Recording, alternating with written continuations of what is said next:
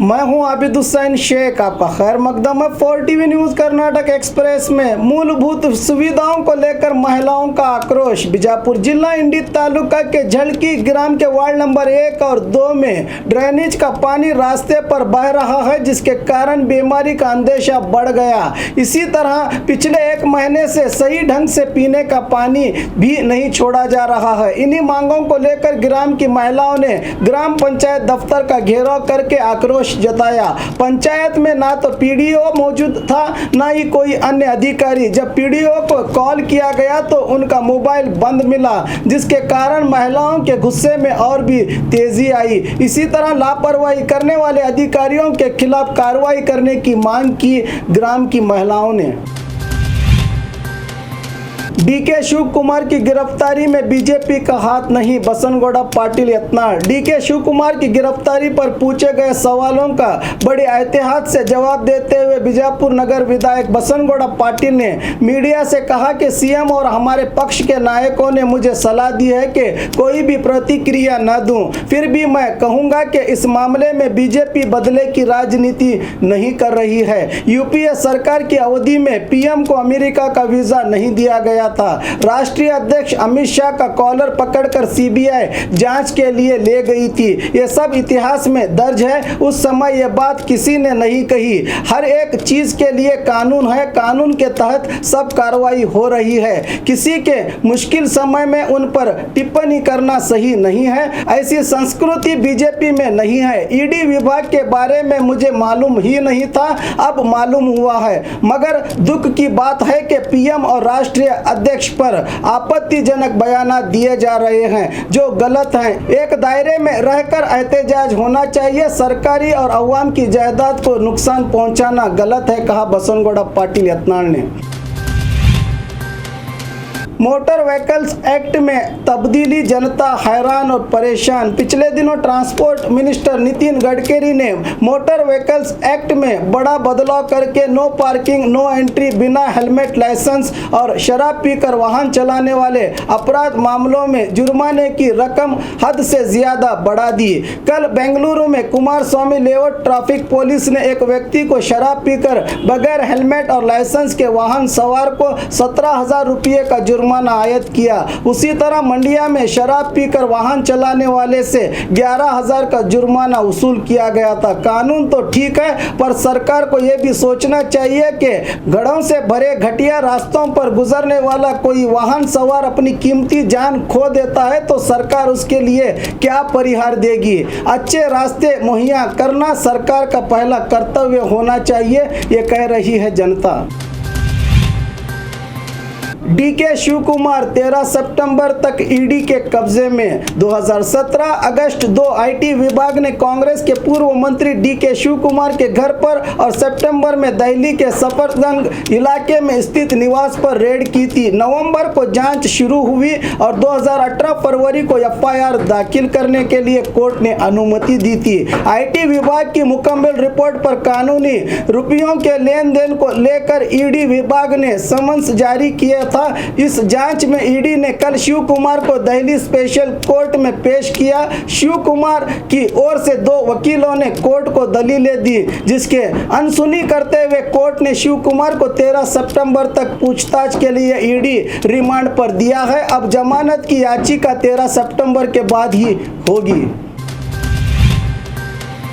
महाराष्ट्र में मूसलाधार बारिश, फिर से कर्नाटक में आतंक। महाराष्ट्र के कोंकण इलाका कोयना में 138 mm, नौजा में 232 और महाबलेश्वर में 136 mm, वावन में 187 mm बारिश के चलते कोयना डैम के 6 गेट खोले गए हैं। कृष्णा नदी को पानी छोड़ने का सिलसिला फिर से शुरू हो गया है, जिसके चलते बेलगाम जिला चिक्कोड़ी तालुका के कल्लोळ यडूर ब्रिज पानी में डूब गए हैं। बताया जा रहा है कि आज सुबह ही 90,000 क्यूसेक पानी कृष्णा नदी में छोड़ा गया। करीब 1.5 लाख क्यूसेक पानी छोड़ा जाएगा। पिछले 15-20 दिनों से कृष्णा नदी तीर के लोग अपनी उजड़ी हुई जिंदगी को समेटने में लगे थे कि फिर से कुदरत ने करवट ली। अब देखना है कि प्रशासन इनके लिए क्या कदम उठाता है।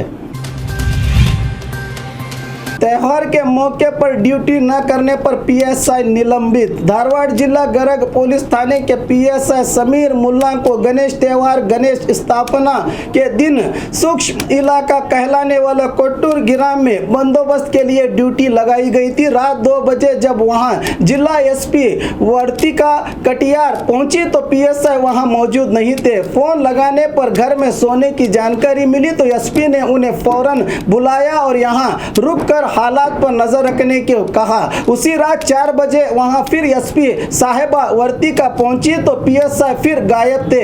उनकी इस लापरवाही को गंभीरता से लेते हुए एसपी ने पीएसआई को सस्पेंड करने का आदेश जारी किया। प्रेस रिपोर्टर गौरी लंकेश की दूसरी बरसी, बेंगलुरु पहुंचेंगे कन्हैया कुमार। आज प्रेस रिपोर्टर और समाज चिंतक गौरी लंकेश की दूसरी बरसी है। इस मौके पर बेंगलुरु के सेंट जोसेफ कॉलेज में शाम को स्वर्गीय गौरी लंकेश की याद में कार्यक्रम आयोजित किया गया है। इस कार्यक्रम में सीपीआई मुकुंद कन्हैया कुमार भाग लेकर जनता से संबोधित होंगे। आज से 2 साल पहले आज ही के दिन रिपोर्टर गौरी को उनके घर पर गोली से मारकर हत्या की गई थी। उनकी हत्या की मजम्मत करने वालों में कन्हैया कुमार भी एक थे।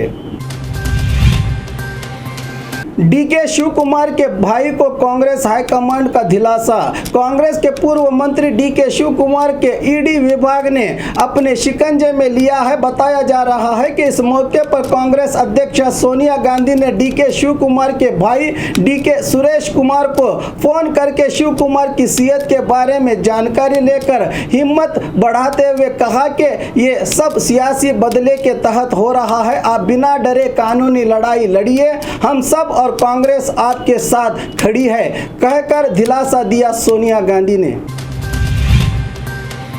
जहर पीकर किसान ने की आत्महत्या, अस्पताल के सामने किसानों का आक्रोश। कर्ज के चलते किसान की आत्महत्या की घटना हावेरी जिला रानीबेन्नूर तालुका के ऐरानी ग्राम में घटी है। मृतक किसान की शनाख्त गुरुमूर्ति चलगेरी के नाम से हुई है। बताया जा रहा है कि इन्होंने फसल के लिए बैंक और कर्जदारों से रुपया लिया था। जब बैंक अधिकारी और बाहर के कर्जदारों ने कर्ज वापसी के लिए तंग किया तो आत्महत्या कर ली। इसी बात को लेकर ग्रामस्थ बैंक अधिकारियों को इनकी मौत का जिम्मेदार बताते हुए अस्पताल के सामने मृतक की लाश रखकर आक्रोश जता रहे हैं।